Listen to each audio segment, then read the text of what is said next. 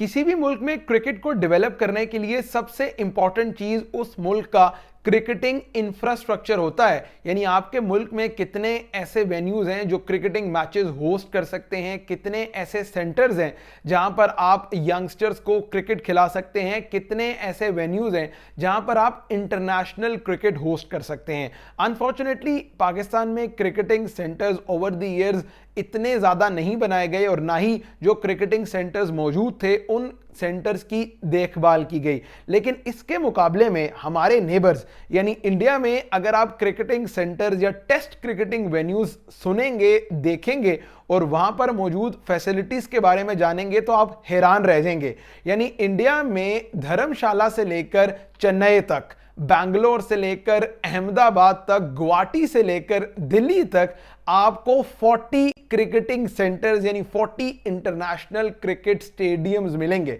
यानी इंडिया की तकरीबन हर स्टेट में एक नहीं, दो नहीं, बल्कि 3-4 ऐसे वेन्यूज मौजूद हैं जो इंटरनेशनल क्रिकेट होस्ट कर सकते हैं। यानी बीसीसीआई के मुताबिक तकरीबन 40 टेस्ट सेंटर्स इंडिया में मौजूद हैं, from Kolkata to Delhi, from Ahmedabad to Hyderabad, from Jaipur to Noida. हर स्टेट का ऐसा क्रिकेटिंग सेंटर है, हर स्टेट में ऐसी state of the art cricketing facility है जो ना सिर्फ इंटरनेशनल क्रिकेट, ना सिर्फ डोमेस्टिक क्रिकेट, बल्कि वहां के स्टेट के मैचेस भी बहुत आसानी से होस्ट कर सकती है। यानी आप अगर इस चीज का अंदाजा लगाएं कि इंडिया में 40 क्रिकेटिंग सेंटर या 40 स्टेडियम्स होने के साथ साथ 52 ऐसे स्टेडियम्स हैं जो एक जमाने तक इंटरनेशनल क्रिकेट होस्ट करते रहे, जिन्होंने कभी ना कभी इंटरनेशनल क्रिकेट होस्ट की है, या जो इंडिया के एक पुराने टेस्ट सेंटर्स जो हैं वो कंसीडर किए जाते थे। यानी तकरीबन 80 से 90 क्रिकेट स्टेडियम्स एक मुल्क में होने का मतलब है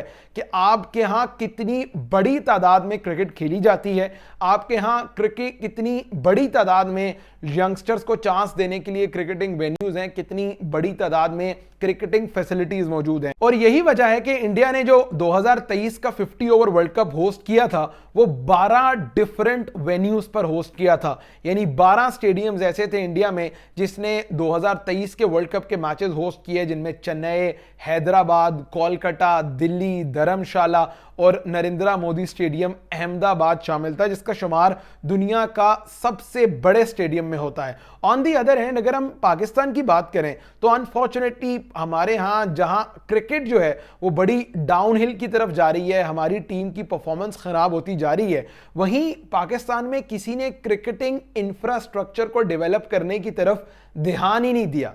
अफसोस की बात यह नहीं है कि पाकिस्तान ने क्रिकेटिंग सेंटर्स डेवलप नहीं किए, पाकिस्तान ने क्रिकेट के नए वेन्यूज नहीं बनाए और ऑलरेडी मौजूद वेन्यूज पर फैसिलिटीज अपग्रेड नहीं की। ज्यादा दुख और तकलीफ की बात यह है कि हमने ऐसे बहुत से टेस्ट सेंटर्स जिन्होंने ऑलरेडी टेस्ट क्रिकेट होस्ट किया है, जिन्होंने ऑलरेडी इंटरनेशनल मैचेस होस्ट किए हैं, जिन्होंने ऑलरेडी वर्ल्ड कप होस्ट किए हैं, आपने उन तमाम तर वेन्यूज को सिरे से छोड़ ही दिया यूटिलाइज करना। यानी वहां रेनोवेशन और अपग्रेडेशन का काम, उन वेन्यूज की देखभाल, उन वेन्यूज का इंफ्रास्ट्रक्चर बेहतर करने के बारे में किसी ने आज तक सोचा ही नहीं है। और उन्हीं में से एक वेन्यू जो है वो गुजरावाला का स्टेडियम है, जहां 1987 या 1989 में वकार यूनुस और सचिन तेंदुलकर ने उसी वेन्यू पर अपना डेब्यू किया था। फिर आपका इकबाल स्टेडियम फैसलाबाद, जिसने बड़े ही आइकॉनिक मैचेस होस्ट किए हैं। 2005 में पाकिस्तान ने इंग्लैंड के साथ टेस्ट मैच खेला, 2005-6 में ही पाकिस्तान ने इंडिया के साथ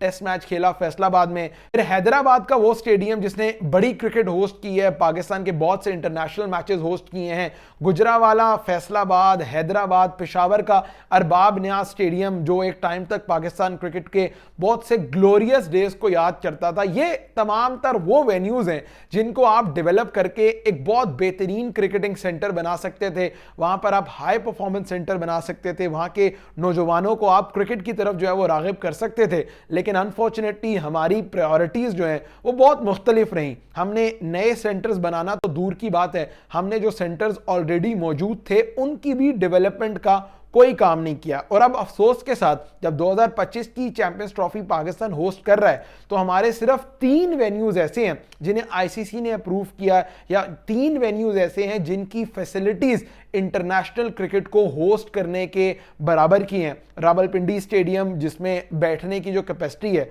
वो कम से कम 18 से 20 हजार के करीब है, यानी यहां पर भी कुछ ऐसे इंक्लोयर्स हैं जहां बैठने के लिए सिर्फ थड़े मौजूद हैं, कुर्सियां भी मौजूद नहीं है। फिर आप देख लें national bank cricket arena Karachi जहां की कैपेसिटी 20-25 हजार तो है, लेकिन वहां इतने दूर स्टैंड्स हैं कि लोगों को जब वो ग्राउंड जाते हैं तो मैच नजर ही नहीं आता। और एक स्टेडियम बचता है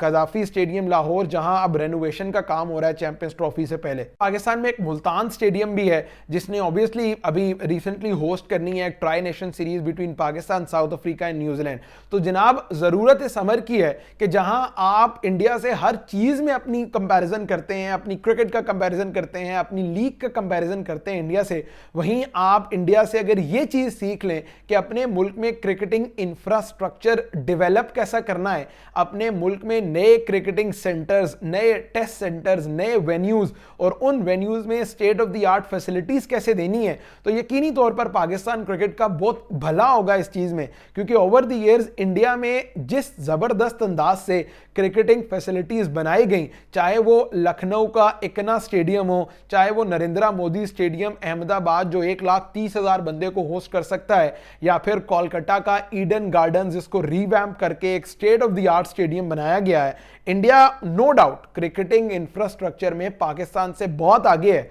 या फिर अगर कहा जाए कि दुनिया के टॉप 2 या टॉप 3 कंट्रीज जिनका क्रिकेटिंग इंफ्रास्ट्रक्चर सबसे बेहतरीन है, एक ऑस्ट्रेलिया है, एक इंग्लैंड है, और इसमें शायद दूसरे या तीसरे नंबर पर इंडिया आता है, जहां इतने स्टेडियम्स हैं कि आप आसानी से इंडिया में जो है वो 20-25 वेन्यूज पर साइमल्टेनियसली क्रिकेट होस्ट कर सकते हैं। तो पाकिस्तान को जनाब अपना क्रिकेटिंग इंफ्रास्ट्रक्चर भी बेहतर करना है ताकि ज्यादा से ज्यादा वेन्यूज हो, ज्यादा से ज्यादा क्रिकेट आपके मुल्क में होगी, तभी आपकी क्रिकेट भी इंप्रूव करेगी और आपकी क्रिकेटिंग इकोनॉमी भी बेहतर होगी।